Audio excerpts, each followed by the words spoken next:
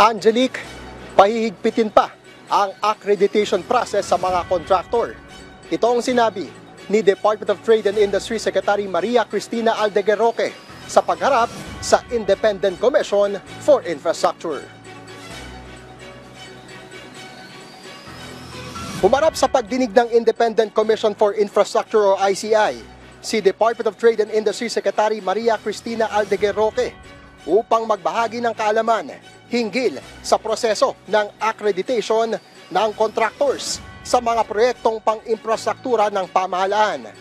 Kabilang sa mga iniulat ng DTI sa ICI ay ang gagawing reforma, balasahan at paghihigpit sa Philippine Contractors Accreditation Board o PICAB. Ang tiyak-an niya dito, babawian at hindi napapayagang makakuha ng bagong lisensya ang construction companies na mapatutunayang dawit sa manumalyang flood control projects. First, if they are part of this flood control, definitely, hindi na sila pwede. And then, we're also thinking that even the relatives cannot anymore be also given the license.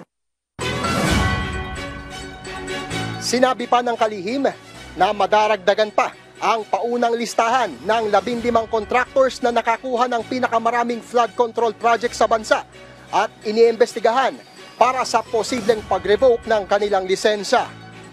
Pinag-aaralan na rin ang gagawing paghihigpit hinggil sa 2 o higit pang construction companies na pagmamay-ari lamang ng iisang tao o iisang pamilya, katulad ng mga kumpanya ng mga diskaya na naging daan sa pag-aabuso at pagmanipula sa bidding ng mga proyekto. Kinumpirma rin ng DTI Secretary na pagbabawalan na ang mga bagong board members ng PICAB na maging kontratista. Yung mga bagong PICA board members cannot be contractors anymore. Kasi in the past, allowed na contractors sila. Of course, that was in the past law. But now, hindi na pwede because it's conflict of interest. Angelique, magpapatuloy ang investigasyon ng DTI sa tulong ng mga rekomendasyon ng ICI at inaasahang maglalabas sila ng bagong pangalan ng mga iniimbestigahang kontraktor at pati na rin ang gagawing pinal na reforma at mga panuntunan sa PICAB. Angelique? Yes, nabanggit ba, Harley, ang mga kontraktor na nagpahiram ng kanilang lisensya sa ibang kontraktor, sila ba'y kasali rin dito?